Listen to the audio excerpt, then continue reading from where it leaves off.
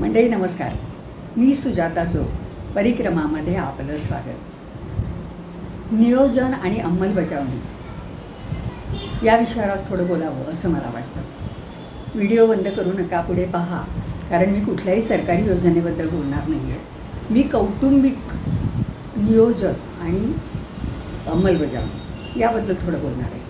खरं सांगायचं तर मला बदलती जीवनशैली त्याचे एक अभ्यासक असं तुम्ही मला म्हणू शकता. जीवनशैली गेल्या काही वर्षात इतकी बदलली आहे. मी यापूर्वी काही व्हिडिओ केले होते, आठवणीच्या साठवणी वगैरे असे, ते 3 किंवा 4 केले असतील मी. पण हे जे बदल टिपण्याची एक गरज वाटते मला, कारण त्याच्यामध्ये काही गोष्टी आपल्याला ज्या आपण कमावलेल्या आहेत प्रॅक्टिसनी म्हणून, त्या आपल्या नाहीशी होत आहेत का असं मला वाटतं. त्यामुळे मी थोडंसं या विषयावर थोडं बोलावं असं मला वाटतं. आता आज काय झालं आहे की साठवणीच्या आठवणीमध्ये आपण पाहिलं होतं की वस्तू जमा करून ठेवायच्या. तर त्याच्यानंतर म्हणजे ते एक काळ असा होता की अजूनही अनेक ठिकाणी महिन्याचं सामान लोक भरतात आणि ती खूप चांगली पद्धत आहे महिन्याचं सामान भरणं. की आपल्याला काय काय लागतं. तर अगोदरच्या काळामध्ये साधारण 50 एक वर्षापूर्वी असं होतं की वाणसामान असा शब्द होता त्यासाठी, आणि जवळपासचा कोणीतरी वाणी असायचा, किराणा दुकानदार असायचा. तो गुजरातीच असायचा असं नाही, मराठी पण किराणा दुकानवाले होते.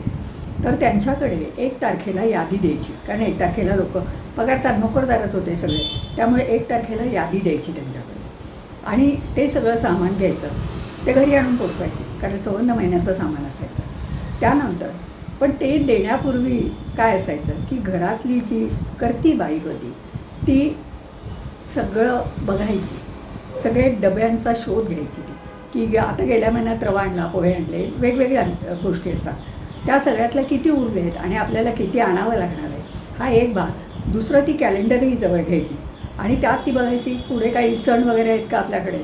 समजा आता श्रावण महिना येणार आहे, नारळी पौर्णिमा येणार आहे, गोकुळाष्टमी येणार आहे, गणपती येणार आहे, तर मोदक असतील, तर त्यावेळी तिला ते माहीत असायचं, तिचं डोकं व्यवस्थित ते काम करायचं की त्यावेळी आपल्याला गूळ जास्त लागणार आहे, या महिन्यामध्ये गूळ जास्त लागणार आहे, या महिन्यात साखर जास्त लागणार आहे. जास्त लागण्याचं सुद्धा नियोजन त्याच्यात तिने केलेलं असायचं, काय काय लागेल मला. तर ते सगळं ती बाई बघायची आणि त्याप्रमाणे ती यादी द्यायची.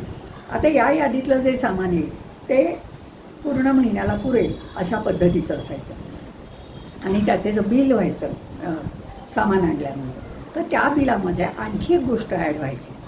त्या वाणसामानाच्या दुकानामध्ये हिशोबाच्या वह्या असायच्या. त्या वहीमध्ये आपल्यासाठी एक पान असायचं. त्या पानामध्ये म्हणजे कसं की 25 तारीख झाली साधारण की काही गोष्टी घरातल्या संपतात, कोणीतरी पाहुणे येतात, मग अगदी आपलं नियोजन ढासळतं थोडंसं, मग काही वस्तू आणाव्या लागतात. तरीसुद्धा त्यात ती बाई त्यातले त्यात, म्हणजे आता पोहे आहेत तर पोहेच करून टाकूया, हे नाही आहे तर साबुदाण्याची खिचडी करूया, अगोदर कळलं तर, असं ती वेगवेगळं त्याप्रमाणे तिचं ते एक नियोजन आणि त्याची अंमलबजावणी. नियोजन तिने केलेलं असतं, शब्द नाही आहेत त्याच्यामुळे, पण महिन्याला पुरेल एवढं सामान आणणं हे नियोजन आहे का अर्थाने. आणि नंतर ते पुरवणं 4-8 दिवस. मग त्याच्यामध्ये ती काय करी की हे करायचं, कडधान्य भिजत घालायची, त्यांना मोड आणायच्या, जास्त उसळी करायच्या, म्हणजे भाज्या आणायला नको. आणि गृहिणींची एक गंमत मला आठवते, आजूबाजूच्या घरातल्या त्या भाज्या विकत घ्यायला लागतात, ताज्या भाज्या. त्या भाज्या घेत असताना त्याच्यामध्ये ती थोडंसं बचत करायची, घासाघीस करून बचत करायची आणि त्यातले थोडेसे पैसे ती बाजूला काढून ठेवायचे. ते कुटुंबासाठीच, ते तिच्यासाठी नाही, त्यातलं ती काही घेत नसे, पण ज्यावेळी पैशांची गरज पडेल घराला त्यावेळी ती बाई ते पैसे देत असे.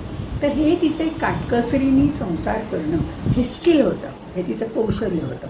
आज आपण बघतो कौशल्य विकास कार्यक्रम हे राबवले जातात, पण हे उपजत कौशल्य थोडं आणि थोडं अनुभवातनं मिळवलेलं कौशल्य असं ते तिच्या ठिकाणी ते डेव्हलप. आता पानाविषयी बोलते दुकानातलं हिशोबाच्या वही, तर तरीसुद्धा 25 तारखेनंतर जर वाटलं की 2-3 वस्तू, आता अगदी साखरच संपली आहे किंवा खूप पाहुणे आले 15-20, तर संपतं चहा साखर वगैरे, मग तेवढ्या वस्तूच फक्त आणायच्या. मग त्या वहीमध्ये लिहून आणायच्या, त्या ऑफिसमधून येताना सकाळी सांगून ठेवायचं किंवा आपण जाऊन घेऊन यायचं.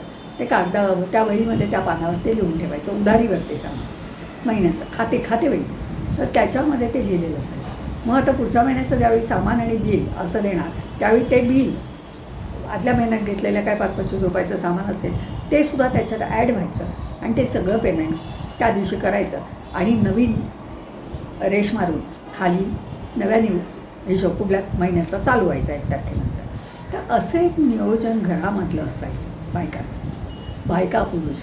आणि लगेच विचारणा व्हायची की नाही भागवता नाही का येणार. पुरुष विचारायचा वेळ आहे अजून 4-8 दिवस आहेच अजून पगार व्हायला. तर ती म्हणायची नाही काय करणार, त्या मुलाचं मित्र आले, अमकं झालं तमकं झालं, काहीतरी घडलेलं असायचं. तर ते सगळं ठरलेलं असायचं नियोजन. शाळांच्या वेळात त्या युनिफॉर्म असतील, पुस्तकं वह्या असतील, त्यासाठी सुद्धा नियोजन केलेलं असायचं 11 महिने पुढचं पहिले, की जूनमध्ये काय काय खर्च येणार आहेत. चपला, रेनकोट, वह्या, पुस्तकं, बरं फी, असं सगळं तयार असायचं त्यांचं. त्यामुळे हे जी त्यांची प्रोव्हिजन केलेली असायची तर ती खूप माझ्यासाठी ती फार महत्त्वाची वाटते. आणि हे जे स्किल होतं आधीच्या पिढ्यांचं ते खूप महत्त्वाचं होतं. तर आता काय होतं आहे, आता त्या स्किलची गरज आहे का मुळात. तर आज पैसा लोकांकडे खूप आला आणि पैसा आल्यामुळे काही साठवणं, ग्राहक संघटना वगैरे साठवणं आपण म्हणतो, पण नंतर उधळपट्टी आपली तशी महिनाभर चालू असते. लागलं की आणायचं असं आपलं करतो आपण. म्हणजे पैसे, कारण पैसे आहेत ना आता, तेव्हा नव्हतं. तेव्हा अगदी तुटपुंजा पगारामध्ये. आणि आणखी एक गोष्ट खूप महत्त्वाची मला वाटते, ती म्हणजे कुटुंब छोटं झालं आहे आता. 1 किंवा 2 मुलं, नवरा बायको असं कुटुंब साधारणपणे. पाहुणे रावळ्या आले तर आले. आता कोरोनानंतर तर पाहुणे पण कोणाकडे येत नाहीत फारसे. राहायला तर गोष्टच काढू नका तुम्ही. राहायला आला, मला काही मैत्रिणी सांगतात, कोणी राहायला आलं ना की आमची मुलं विचारतात कधी जाणार आहेत. इतकं म्हणजे पाहुणे नको. आणि आमच्या काळी आम्ही पाहुण्यांची वाट बघायचो. पूर्वी मुलं अशी होती की एक कुटुंबात कमीत कमी 5-6 मुलं असायचीच. त्यामुळे त्यांना खेळायलाही लोकांकडे जावं लागायचं नाही. पण खर्च खूप असायचा. 5 मुलं म्हटल्यानंतर आमच्या गावामध्ये मला आठवतं आहे, काहींच्या घरी 10-11 मुलं असायची एका घरामध्ये, वेगवेगळ्या वयाची, अर्थातच पाठोपाठची सगळे.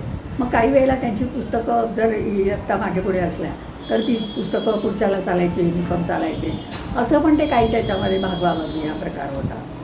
पण त्यामुळे खर्चावर नियोजन अगदी आवश्यक तेव्हा होतं. कुटुंब लहान झाल्यानंतर मुलं कमी झाली, त्यामुळे पैसा उरायला लागला. आपण म्हणू की त्या काळचा पगार आणि आताचा पगार बरोबर आहे, मान्यच आहे. पण त्या काळी पगार सरकारी होता आणि त्याच्यामध्ये कारण चिकटला हा शब्दच असायचा की कुठे रेशनिंगमध्ये चिकटला, हा सरकारी पे अँड अकाउंट्समध्ये चिकटला. नोकरीला एकदा मुलगा लागला माणूस किंवा लग्न वगैरे नसते सगळं. ॲम्बिशन किंवा महत्त्वाकांक्षा अशा खूप नव्हत्या. त्यामुळे सगळं व्यवस्थित त्यावेळी ते व्हायचं. मुलं त्यांचं शिक्षण काय असेल, त्यामुळे पैसा अतिशय पुरवून वापरावा लागेल. तर आता आपण म्हणतो की काय करता येईल, काहीच. हे फक्त नोंद घेऊ शकतो आपण. हे चांगलं की वाईट किंवा या काळाला ते योग्य आहे की नाही हे नाही ठरवणं, हे अभ्यास. आता काळ बदलला जरी असला तरीही अजून ग्राहक संघामधून आपण सामान मागवतो. आपण सहकारी भांडार आहे तिथनं सामान मागवतो. प्रत्येक माणूस काही मॉलमध्ये जाऊन खरेदी करत नाही. पण ऑनलाईन आणखी एक बदल खूप झाला की माणसं कमी झाल्यामुळे असेल कदाचित बायकांना भरपूर काय म्हणूया आपण तयार पदार्थ बाहेरनं आणण्याचे चटक लागली म्हणूया का आपण त्याला. कारण त्यांच्याकडे वेळ कमी झाला. काही बायका नोकरी करतात, बऱ्याचशा मोबाईलवर असतात, मुलांच्यावर काय विषय काय चालतं त्यांचं. त्यामुळे घरी करण्यापेक्षा बाहेरून रेडीमेड पदार्थ आणणं. आता पूर्वी कसं होतं, ताजे पदार्थ हाच महत्त्वाचा भाग होता. घरात ताजं काही करायचं. कोणी येणार असेल तर बाहेरचं आणलेलं नाही ठेवायचं, तो त्याच्यासाठी अपमान असायचा. म्हणजे आता कोणी आलं आहे ना, चहा बिस्किट मोकळं किंवा आहे ना ते आणलेच ना बाजारात, मग चिवडा बिवडा काय ते देऊया. तर तसं नाही. माझ्याकडेचं पाहुणा येणार असेल आणि मग त्यांच्यासाठी मी काही केलं नाही, उपमा असेल, काहीही मी केलं तरी चालणार आहे त्याला, तर ते ताजं करून समोरच्याला देणं हा त्या काळचा एक ती प्रथा होती म्हणूया आपण त्याला. कदाचित तो प्रेस्टिजचा भाग म्हणता येईल की मी नाही केलं तर मला लोक असतील, मी जर बाजारातल्या आणलेल्या वस्तू दिल्या तर लोक असतील. तर ही सगळी जीवनशैली ती होती.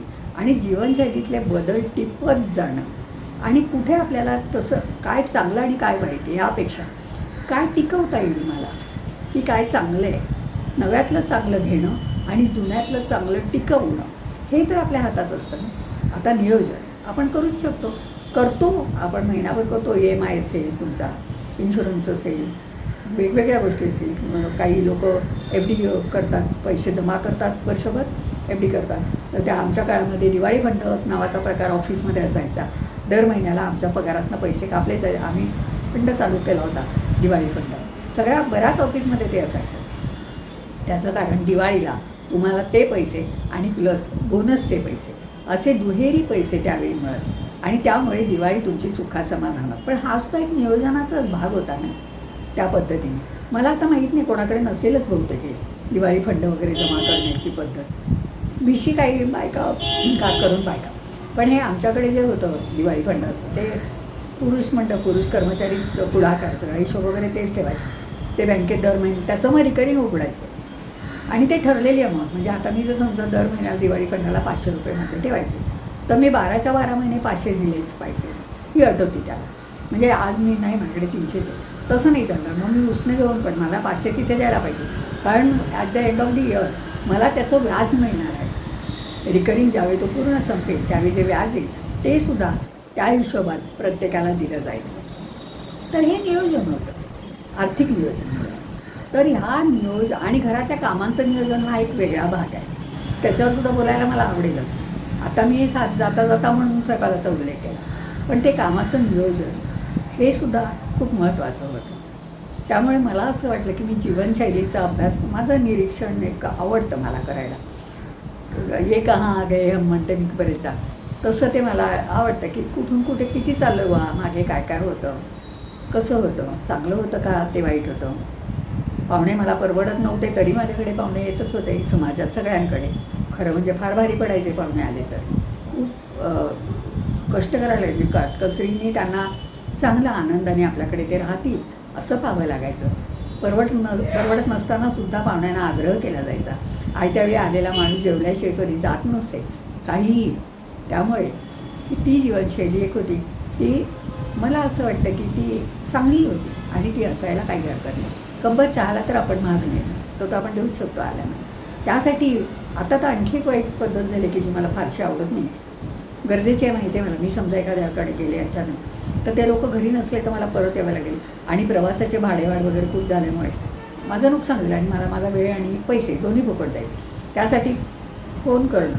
पण त्याच्यातही काही लोक असे भेटतात की बाहेर जाणार नसले ना तरी बाहेर जाणार आहेत असं सांगतात. तर पाहुणे नकोसे झालेत का? मोबाईल कारण असेल, जाऊ दे, त्याच्याविषयी काय बोलूया नको आपण, मी काय त्याच्यावर बोलत नाही. पण मला असं वाटतं की हे गृहिणींचं सुद्धा एक स्किल होतं. आगाऊ सणवार, आगाऊ हे करणं, काय काय लागणार आहे. तर हे एक आर्थिक नियोजनाचं स्किल. एक गृहिणी माझ्यामध्ये हे कुटुंब हे जर एक कंपनी मांडली, युनिट मांडलं, तर त्याच्यामध्ये ती CEO सारखी असते बाई. ती सगळं चीफ एक्झिक्यूट करणं, त्या अंमलबजावणी करणं हे तिचं काम असतं आणि तिच्यामध्ये ती एक शक्ती असते. त्यानंतर मग खूप बदल. एक चांगलं झालं की गृहिणीला आता मान मिळाला. होममेकर हे नाव आलं तिच्यावर गृहिणीसाठी. परदेशात सुद्धा होममेकर नाव आलं. तिला पगार द्यावा असं सुचवायला लागलं. पण पगार नाही तिला चालणार.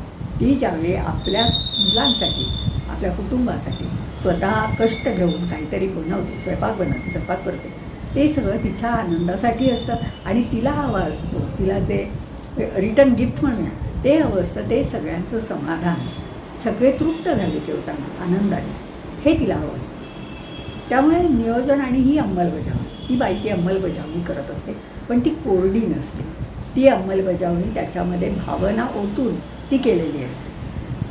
त्यामुळे मला असं वाटतं की नियोजन आणि अंमलबजावणी हे शब्द न वापरता आपण पूर्वींसारखं बऱ्याच गोष्टी करूच शकतो आपण, आणि त्या करतात. खेडोपाडी तर खूप बायका करतात, सगळं सणवार उत्साहाने करतात. आणि हे जे आता बदल जे आपण म्हणतो जीवनशैलीतले, हे फार मोठ्या प्रमाणात झाले.